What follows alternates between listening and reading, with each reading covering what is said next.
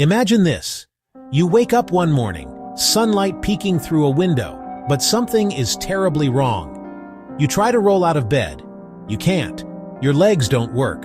They aren't legs at all. Thin, wiggling limbs. Too many to count. You look down. A hard brown shell. You have become a giant insect. This is not a nightmare you can wake up from. This is your new reality. This is the world that Franz Kafka invites us into. A world where the impossible becomes terrifyingly real, and no one can explain why. It's a puzzle, a most curious case. This strange story, called The Metamorphosis, is one of Kafka's most famous works. The man, Gregor Samsa, is not a bad person. He is a traveling salesman who works hard to support his family. He has responsibilities. He has a routine.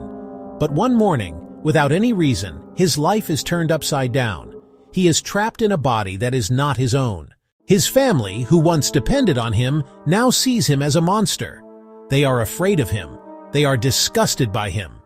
He becomes a secret, hidden away in his own room, unable to communicate his thoughts or his fears.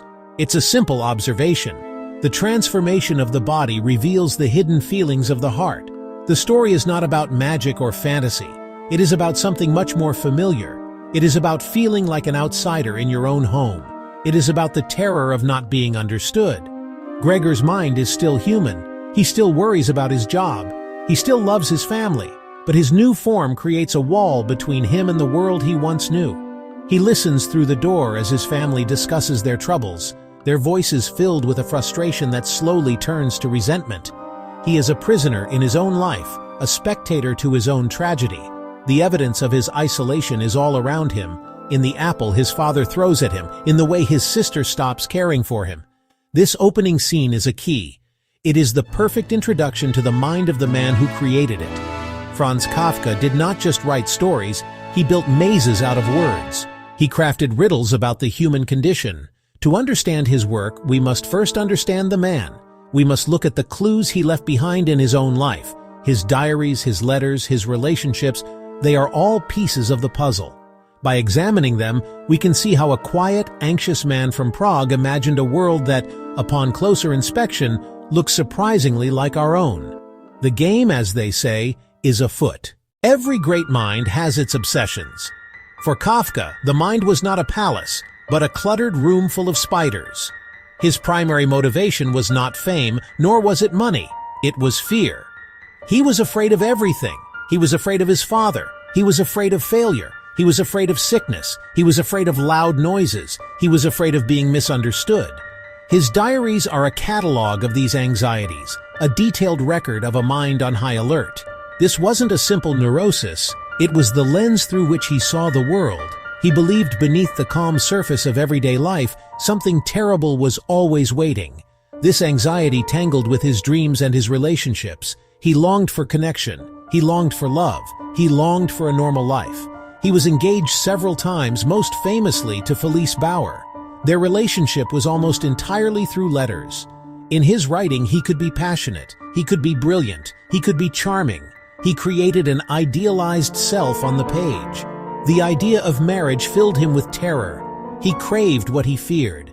He saw marriage as another cage, another authority that would trap him and stop him from writing. Writing was his true relationship, his only loyal partner. He called it a form of prayer, his path to survival. When writing, he could take the spiders in his mind, the fears, the guilt, the feelings of powerlessness, and give them shape. He could put them on trial. He could turn them into giant insects or mysterious castles. This process was salvation and a curse. It helped him cope, but it isolated him. He chose imagination over the real world, where he was in control. The logic is undeniable. What was the ultimate motivation? The desperate need to understand his own suffering. He didn't write to entertain. He wrote to answer questions that haunted him. Why do we feel guilty for no reason? Why feel powerless before absurd rules? Why is the world so confusing and illogical? He didn't have the answers. No one does. But he was brilliant at framing the questions. He aimed to create an unforgettable portrait of his own confusion. And in doing so, he portrayed the confusion inside us all. The connection between Kafka's life and his art is not subtle. It is a direct line of evidence. You just need to know where to look. Take his job, for instance. By day, Franz Kafka was not a bohemian artist. He was a diligent and respected employee at the Workers' Accident Insurance Institute in Prague. Papers, rules, bureaucracy. He saw ordinary people get lost in a system too big to understand. Rules applied without reason or compassion. He was a cog in an impersonal machine. It is the world of his novels. In The Trial, Joseph K. is arrested one morning, told he's on trial but no one says why. He navigates a mysterious legal system, endless corridors, indifferent officials. In The Castle, K arrives as a land surveyor. He can never reach the castle to get instructions, trapped in waiting, fighting an all-powerful, invisible bureaucracy. The office was his training ground. He observed absurdity up close, endless paperwork, confusing hierarchy, feeling like a number. He exaggerated the mundane into the nightmarish. Even his physical ailments appear in his stories. Insomnia, anxiety-induced illnesses, tuberculosis. Awareness of the body's fragility is everywhere. Think Gregor Samsa, trapped in his new, disgusting body. Think the prisoner in the Penal Colony. For Kafka, the body was unreliable. Shame, pain, betrayal. His suffering became the ink for his nightmares. Kafka's view of the world can be summarized in a single image, a maze with no exit. He saw existence as fundamentally confusing and often terrifying. Individuals struggle against vast, impersonal forces they can neither understand nor defeat. These forces are not necessarily evil. They are simply indifferent. The law, the government, the corporation, even the family. Systems with a logic forever out of reach. Asking why is futile. This perspective is what makes his stories so unsettling. They are not ghost stories. No monsters hiding in the closet. The horror comes from its chilling resemblance to our own. Being put on hold for hours, filling the wrong form, feeling like a tiny cog. You are living in a Kafka story. You are a Kafka character. We read Kafka today because he wrote about us, the 21st century before it existed. His work is a mirror. It reflects the absurdity and confusion of modern life. He gives a name, Kafkaesque, to that feeling of being trapped in a situation that is simultaneously illogical and inescapable. His stories validate our own feelings of powerlessness. They tell us we're not crazy for thinking the world is strange and unfair. He was not a prophet, but an extraordinary observer. He saw patterns in a world becoming complex and impersonal. Kafka speaks to the outsider in all of us. We've all felt like Gregor Samsa, misunderstood, isolated, and trapped.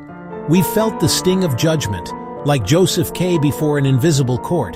Kafka's genius was to take private anxiety and shame and project them onto the world, turning them into unforgettable stories. He makes our deepest fears visible. Beneath our ordinary lives, we wrestle with identity, purpose, and belonging. In the end, Kafka's legacy is not answers, but questions. He does not offer a solution to the maze. He illuminates its passages with a brilliant, unsettling light. He did not live to see his own fame. He died in 1924 from tuberculosis, believing himself a failure. Max Brod defied his wish to burn his manuscripts, giving the world a gift,